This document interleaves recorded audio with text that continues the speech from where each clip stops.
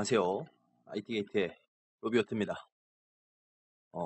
자, 3월 추천 견적을 찍기 위해서 이렇게 지금 영상을 키게 됐는데요. 지금 이제 코로나19 사태랑 여러 가지 문제가 겹쳐지면서 국내 부품 부족이라든지 아니면 가격이 올라가는 상승 곡선에 있는 상황입니다. 그리고 컴퓨터 업계 자체가 1, 2, 3월이 거의 뭐라고 해야 될까요? 가장 최상위, 가장 비싼 성수기라고 보시면 될 것 같아요.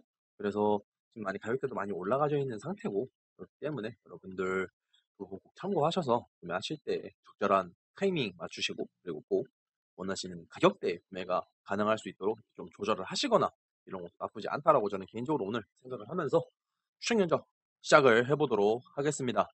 일단 맨 처음에 추천드릴 거는 라이젠 3무용 견적이고요.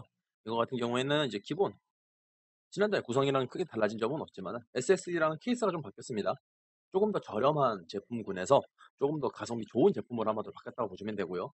시게이트 바라쿠다 120 같은 경우에는 제 기억으로는 뭐 컨트롤러도 되게 안정적이고 D램이 일단 들어가져 있기 때문에 메인으로 사용하기에도 스펙이 나쁘지 않은 그런 SSD라고 볼 수 있을 것 같습니다.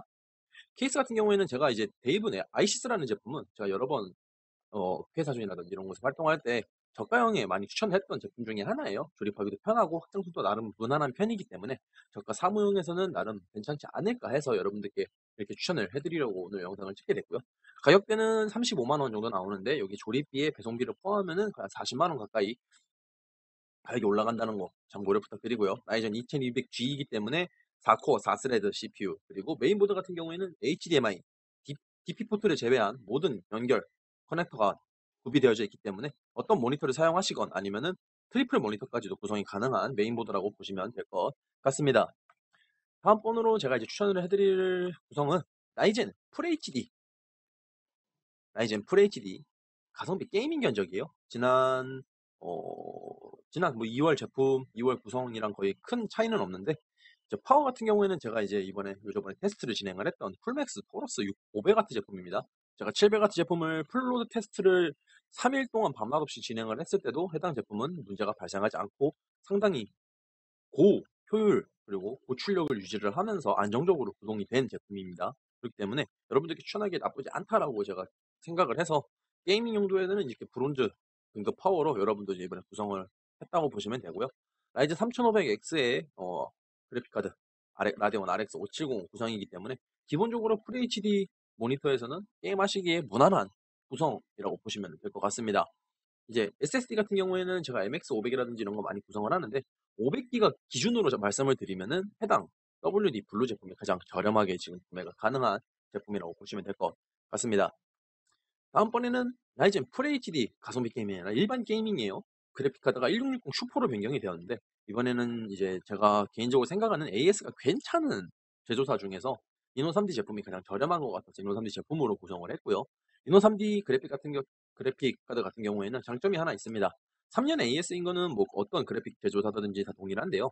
이노 3D는 1년 이내에 해당 제품의 고장이 발생 시에 무상 신품 교체를 진행을 하고 있습니다. 이 부분이 상당히 장점 오브 장점이라고 볼 수 있고요.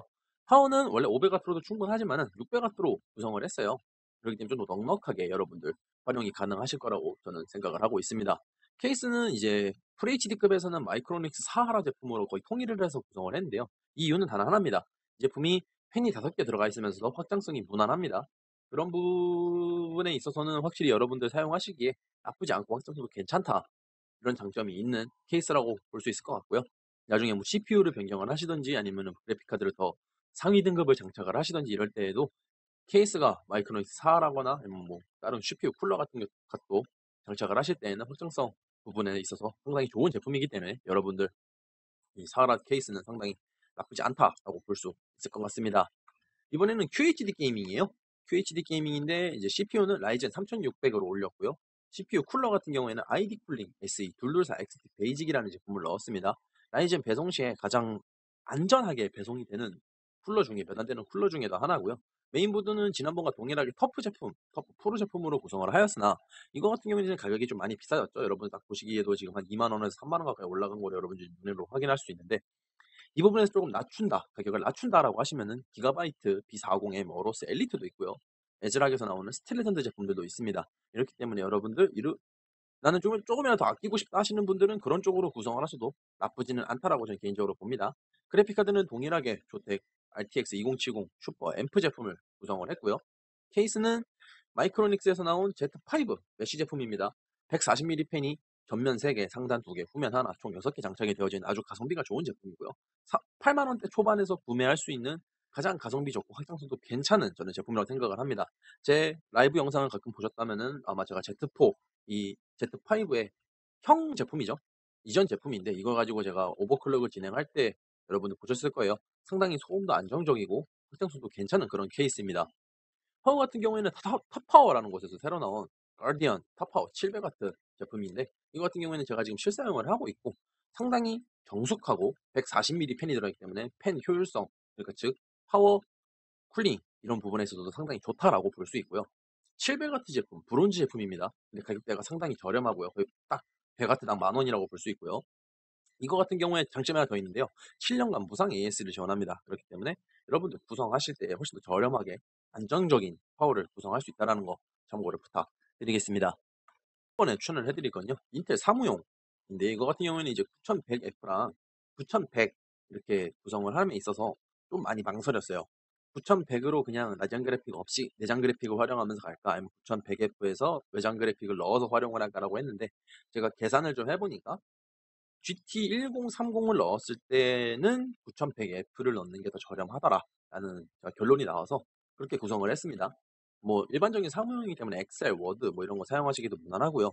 뭐 롤 같은 게임 같은 경우에도 어느 정도 옵션 타입을 진행을 해서 최저옵이라든지 이렇게 진행하셔도 충분히 플레이가 가능한 견적 구성입니다. 다만 이제 이거 같은 경우에는 단점이 하나 있는데 인텔 3세대, 인텔 이제 9세대 i3죠. i3 같은 경우에는 메모리 인식이 좀 낮아요. 그러니까 21,300을 인식을 하는 게 아니라 19,200을 인식을 합니다. 다만 19,200 제품보다 21,300 메모리 클럭 제품이 더 저렴하기 때문에 21,300 클럭 제품으로 구성을 했고요. 이거 같은 경우에는 지금 가격이 많이 올라가져 있는 거 여러분들 확인하실 수 있을 거예요. 과연 45만 원 구성이 지금 구성대가 되어져 있고 이걸 조립비를 포함한 다음에 배송까지 받으면 거의 50만 원까지 가까이 올라갑니다. 그렇기 때문에 저는 개인적으로 저가형을 구성을 하신다면은 사무용으로 구성하신다면은 인텔보다는 라이젠을 추천을 드리고요. 그리고 만약에 내가 지금 사용하고 있는 프로그램에 라이젠이 호환이 안 된다라는 가정하에서는 인텔 제품 사용하시는 거 추천을 드리도록 하겠습니다. 다음으로 소개를 해드릴 거는 인텔 FHD 가성비 게이밍 견적입니다.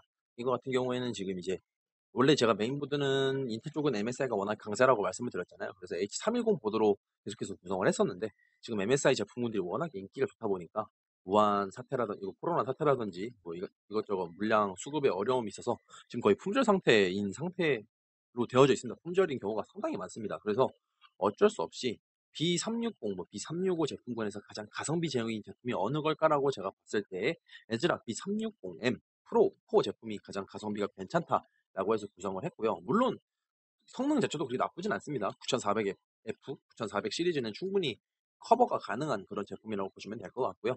그래픽 카드는 뭐 라이젠 시리즈와 동일하게 RX 5700, 죄송합니다. RX 570으로 구성을 했고요.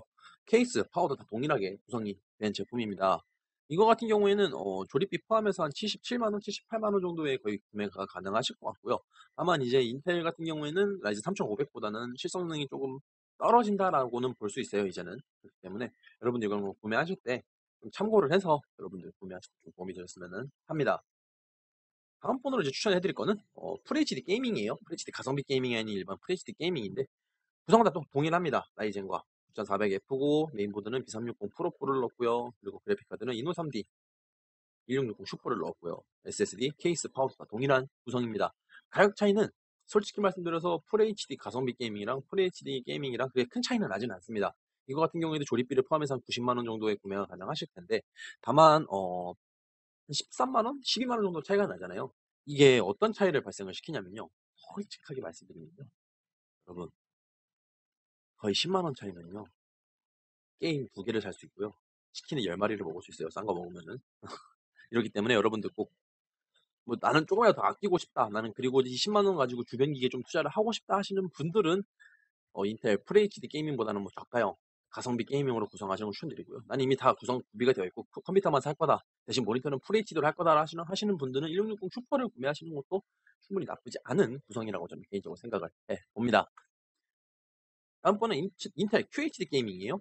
저번과 거의 동일한 구성이고요. 이거 같은 경우에는 메인보드는 MSI B360M 박격포를 넣었는데 이거 왜 박격포를 넣었느냐? MSI 제품군은 역시 인터넷에서는 상당히 강세입니다. 9600KF 같은 경우에도 전력 제한 해제를 하던지 아니면은 뭐 최대한 부스트 클럭 유지하고 싶다 하시는 분들은 B360M에서 가장 좋은 전력을 공급을 해주는 제품으로 구성을 하시는 걸 추천해드리고요. 디콜 겟맥스 400 V2 같은 경우에는 상당히 가성비가 지금 좋은 제품입니다. 다만 이제 라이젠에서는 탈착 이슈가 빠지는 이슈가 있기 때문에 배송 중에 구성을 하지는 않았고요. 이렇기 때문에 뭐 이런 파워 케이스적인 부분에서도 여러분들 거의 동일하게 구성이 되었으니까요. 참고를 해주시고요. 게이밍 성능은 솔직히 인텔이나 라이젠이나 이 라인업은 거의 비슷비슷하다고 보시면 될 것 같습니다. 가격은 140만 원대고 조립비 포함해서 한 145만 원 정도의 구매가 가능하다라고 보시면 될 것 같습니다. 마지막으로 추천해드릴 건요. 게이밍 끝판왕 이제 라인업이랑 작업용 견적인데요. 솔직히 지금 게이밍으로만 순수 게이밍으로만 따지면은 인텔 CPU가 아직도 강자인 거는 사실입니다. 9700K 뭐 여기서 순정으로 사용을 하시건 오버클럭을 해서 사용을 하시건 여러분들 이건 자유기는 하지만은 오버클럭을 하게 되면은 뭐 그걸 따라올 수가 없고요. 여기 그냥 레모버만 하겠다 아니면 순정으로 사용하겠다 하더라도 당연히 라이젠과 거의 비슷한 그리고 더 높은 퍼포먼스를 보여주고 있는 지금 현재 상황입니다. 메인보드 같은 경우에는 에즈락의 Z390 익스트림 4를 구성을 했는데요. 제가 에이수의 Z390A 프라임 제품인데 이거 가지고 오버클럭을 하는데 너무 좀 많이 힘들었어요. 그래서 메인보드는 에즈락으로 변경을 했고 이게 더 가성비가 괜찮고요.